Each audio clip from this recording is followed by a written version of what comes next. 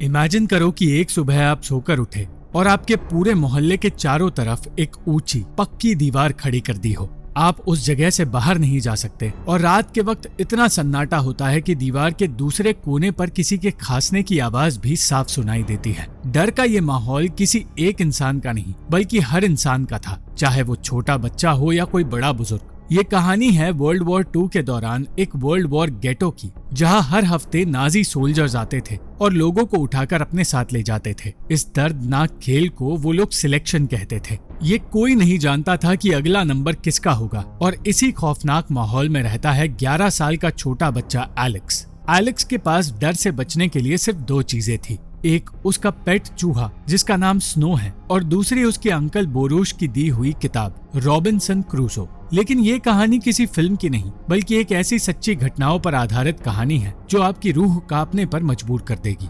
कहानी शुरू होती है बर्ड स्ट्रीट के एक भीड़ भाड़ भरे इलाके से, जहां एलेक्स अपने पिता स्टीफन और अपने अंकल बोरूश के साथ एक रोप्स मेकिंग फैक्ट्री में काम करता है। आसपास हर तरफ मौत का साया है, मगर एलेक्स एक आम बच्चे की तरह बस खेलना चाहता है। एक दिन जब वो अपने दोस्तों के साथ खेल रहा था, तब अचानक पूरे इलाके में एक ही आवाज गूंज उठी, सिलेक्शन सिलेक्शन। नाजी सिपाहियों ने पूरे इलाके को घेर लिया। लोग जान बचाने के लिए इधर उधर भागने लगे। स्टीफन और बोरूश तुरंत एलेक्स को ढूंढने लगे। एलेक्स एक छोटे से रास्ते में छिपने की कोशिश करने लगा, मगर अपने चूहे स्नो की वजह से वो लगभग पकड़ा ही जाने वाला था। किसी तरह स्टीफन उसे घसीटकर बंकर के पास ले आया। इलाके में हालात इतने खराब हो चुके थे कि अब बच्चों को रखना मतलब सीधे मौत को दावत देना। नाजी रूल्स बदल चुके थे। अगर किसी के पास एक बच्चा मिला तो उसे अगली ट्रेन से सीधा एक्सटर्मिनेशन कैंप में भेज दिया जाएगा। जिस बंकर में ये लोग छिपे थे वो ग्रिन परिवार का बंकर था, जिसमें मिसेस ग्रिन बस बिना कुछ बोले एक ही जगह देखकर घूरती रहती है। सभी को पता था कि उन्हें यहाँ से किसी भी हालत में निकलना होगा।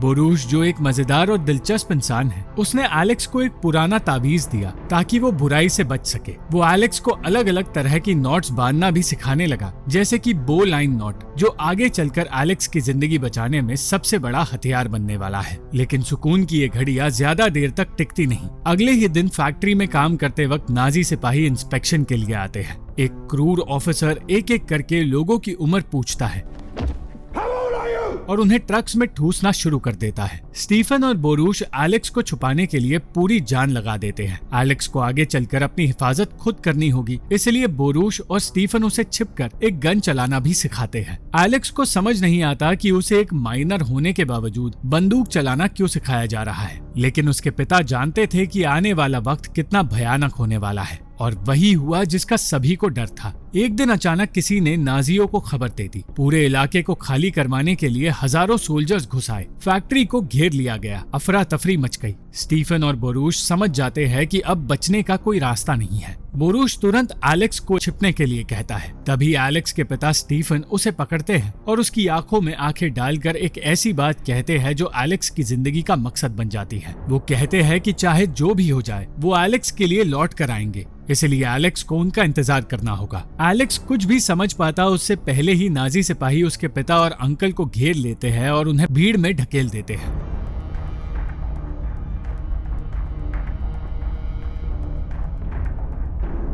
एलेक्स रोना चाहता है, चीखना चाहता है, मगर अगर उसने आवाज भी निकाली तो वो वही मारा जाएगा। अब 11 साल का एलेक्स पूरे इलाके में बिल्कुल अकेला रह गया। चारों तरफ सिर्फ सन्नाटा, जले हुए घर और नाजी सिपाहियों के जूतों की आवाज थी। उसके पास खाने को कुछ नहीं है, पहनने को बस वही कपड़े हैं और रहने के लिए कोई जगह नहीं। लेकिन उसके दिल में अपने पिता की आखिरी बात पत्थर की लकीर बन चुकी थी। उसने फैसला कर लिया कि वो इसी तबाह हुए इलाके में छुपकर रहेगा और अपने पिता का इंतजार करेगा। लेकिन एक तबाह हो चुकी घेराबंदी वाली जगह पर, जहाँ पर सिर्फ दुश्मन घूम रहे हो, एक 11 साल का बच्चा आखिर कैसे जिंदा रहेगा? चारों तरफ तबाही और सन्नाटे के अलावा कुछ नहीं दिख रहा था। एलेक्स ने अपने दिमाग को दौड़ाया और उस किताब को याद किया जो उसके अंकल ने उसे दी थी। उस किताब में रॉबिन्सन क्रूसो ने भी एक अनजान आइलैंड पर अकेले रहना सीखा था। तो एलेक्स ने भी फैसला कर लिया कि वो इस तबाह हो चुके इलाके को अपना आइलैंड बनाएगा। मगर सवाल यही था कि वो छिपेगा कहाँ? नीचे जमीन पर नाजी सिपाही और लुटेरे घूम रहे थे। तभी एलेक्स की नजर बर्ड स्ट्रीट पर बनी एक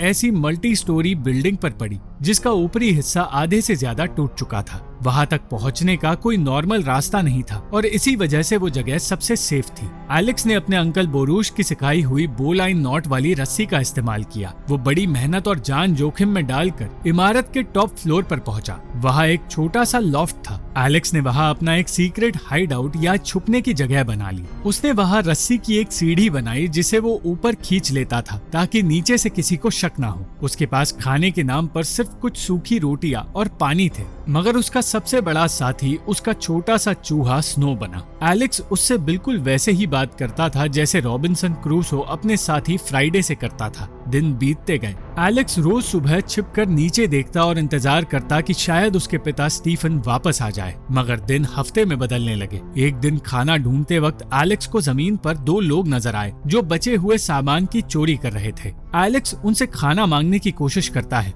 मगर वो उसे भगा देते हैं। इस बीच इलाके के बाहर की दुनिया में जिंदगी आम चल रही थी। दीवार के उस पार पोलिश लोग घूम रहे थे, बच्चे खेल रहे थे और एलेक्स बस दीवार के छेद से उन्हें देख रहा था। तभी एक दिन इलाके में एक धमाका हुआ।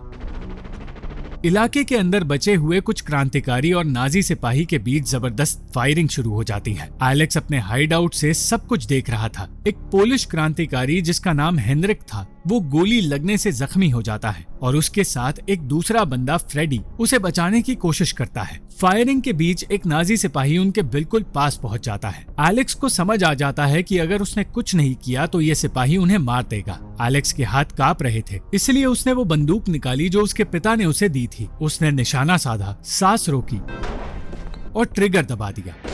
एक जोरदार धमाके के साथ नाजी सिपाही वही ढेर हो गया। एलेक्स ने अपनी जिंदगी में पहली बार किसी की जान ली थी। वो डर के मारे थर-थर कांपने लगा, मगर उसके इस कदम ने उन दो क्रांतिकारियों की जान बचा ली। फ्रेडी और जख्मी हेनरिक एलेक्स के हाइड आउट पर आ पहुंचे। फ्रेडी ये जानकर हैरान हो गया कि एक 11 साल का बच्चा अकेले इस तबाह हुई इमारत में जिंदा बचा है और उसी ने उनकी जान बचाई है। मगर हेनरिक की तबीयत दिन ब दिन बिगड़ती जा रही थी। उसके शरीर में इन्फेक्शन फैल रहा था और उसे जल्द से जल्द मेडिकल हेल्प की जरूरत थी। फ्रेडी एलेक्स से कहता है कि वो बाहर की दुनिया से किसी डॉक्टर को ढूंढने जा रहा है और तब तक एलेक्स को हेनरिक का ख्याल रखना होगा। फ्रेडी चला जाता है, मगर हफ्ते बीत जाने के बावजूद वो वापस नहीं आता। अब हेनरिक की हालत इतनी बिगड़ चुकी थी कि वो मौत के कगार पर था। एलेक्स जानता था कि अगर वो इलाके की दीवार पार करके बाहर नहीं गया तो हेनरिक मारा जाएगा, लेकिन बाहर जाना मतलब सीधे मौत के मुंह में कूदना। एक छोटा सा जूइश लड़का बाहरी दुनिया में आखिर कैसे बच पाएगा? हेनरिक की बिगड़ती हालत देखकर एलेक्स और इंतजार नहीं कर सकता था।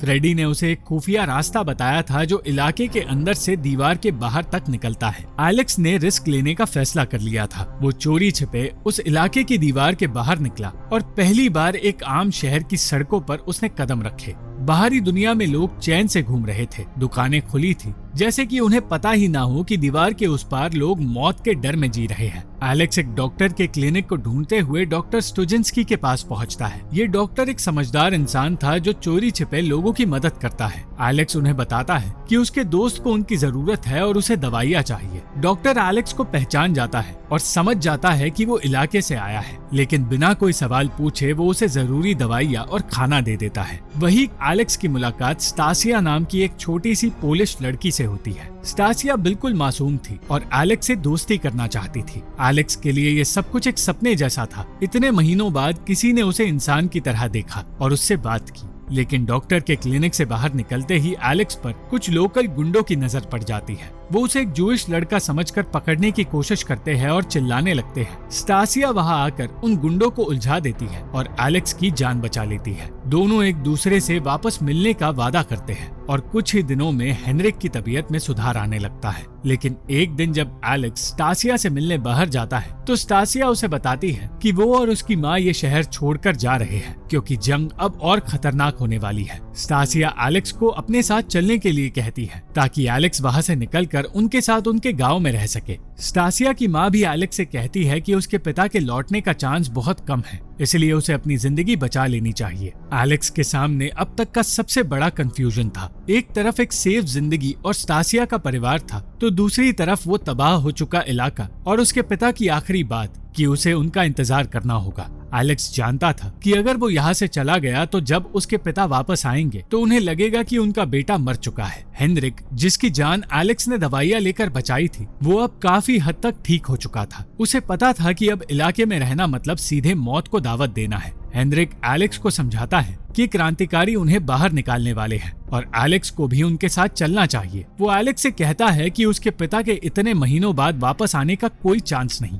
लेकिन एलेक्स का विश्वास हिलने वाला नहीं था। उसने साफ कह दिया कि जब तक उसकी सांसें चल रही है वो इसी बर्ड स्ट्रीट के तबाह हुए बिल्डिंग्स में अपने पिता का इंतजार करेगा। हेनरिक उसे आखिरी बार गुड लक बोलता है और वहाँ से निकल जाता है। नाजियों ने इलाके के बचे कुचे हिस्सों को भी पूरी तरह से तोड़ना और बुलडोज करना शुरू कर दिया था। एलेक्स का सीक्रेट हाइड आउट और उसकी रस्सी की सीढ़ी अब खतरे में थे। अब एलेक्स की इमारत के आसपास की सारी दीवारों को तोड़ा जा रहा था और एलेक्स को लगने लगा था कि वो इन दीवारों के बीच फंसकर मारा जाएगा। एक जोरदार धमाके के साथ आसपास के पत्थर गिरने लगे। एलेक्स डर कर अपने हाइड आउट में छिपने की कोशिश कर रहा था, लेकिन तभी कुछ ऐसा हुआ जिसने एलेक्स के छोटे से दिल को तोड़ कर रख दिया। एक भारी पत्थर गिरने की वजह से स्नो की पत्थरों के नीचे दबकर मौत हो गई। जर्मन सिपाही उस पूरे इलाके को पूरी तरह तबाह करना चाहते थे ताकि वहां छुपा हुआ कोई भी इंसान जिंदा ना बच पाए। ये सब कुछ देखकर एलेक्स का दिल जोर जोर से धड़क रहा था। अब एलेक्स उस जगह पर बिल्कुल अकेला था। पूरे 36 दिन बीत चुके थे। 36 दिनों से एक 11 साल का बच्चा बिना परिवार, बिना प्रॉपर खाने और बिना किसी प्रोटेक्शन के मौत के साये में जी रहा था। उसका इकलौता साथी उसका चूहा स्नो था। एलेक्स रोते हुए उसे बचाने की कोशिश करता है, मगर बहुत देर हो चुकी थी। उसका आखिरी साथी भी अब उसे छोड़कर जा चुका था। एलेक्स पूरी तरह टूट जाता है। वो उस खंडर के एक कोने में बैठकर रोने लगता है। उसे लगने लगा कि शायद अब सब कुछ खत्म हो गया है और शायद उसके पिता भी कभी वापस लौट कर नहीं आएंगे। लेकिन तभी सन्नाटे को चीरते हुए दूर से एक आवाज आती है। एलेक्स को लगा कि शायद ये उसका भ्रम है या कोई सपना है, मगर आवाज दोबारा आती है और उसे पता चलता है कि उसके पिता उसका नाम लेकर उसे बुला रहे हैं। एलेक्स डरते हुए और कांपते हुए अपने हाइड आउट के कोने से झांकता है। धुंधली धूल और तबाही के बीच उसे एक आदमी नजर आता है। वो कोई और नहीं बल्कि एलेक्स के पिता स्टीफन है। स्टीफन ने किसी तरह नाजियों के कैद से भागकर अपनी जान जोखिम में डालकर अपने बेटे से किया हुआ वादा पूरा किया। एलेक्स बिना वक्त गवाए दौड़कर अपने पिता को गले लगाता है। दोनों की आंखों से आंसू बह रहे थे। स्टीफन को यकीन नहीं हो रहा था कि उसका छोटा सा बेटा 36 दिनों तक इस मौत के इलाके में अकेला जिंदा कैसे बचा रहा। एलेक्स ने अपने पिता पर से विश्वास नहीं खोया और उसके पिता ने एलेक्स से किया हुआ अपना वादा निभाया। एलेक्स के लिए ये पल बिल्कुल वैसा था जैसा रॉबिन्सन क्रूजो की कहानी के आखिरी सीन में था, जैसे किसी भटके हुए सेलर को बचाने के लिए समुंदर में एक खूबसूरत शिप आई हो। ये फिल्म हमें सिखाती है कि हालात चाहे कितने भी बुरे क्यों ना हो, अगर आपके अंदर उम्मीद और विश्वास है तो आप दुनिया की सबसे बड़ी तबाही को भी हरा सकते हो। अगर आपको ये वीडियो पसंद आई तो इस वीडियो को लाइक, शेयर और इस वीडियो पर कमेंट जरूर करें और इस चैनल को सब्सक्राइब करना मत भूलना।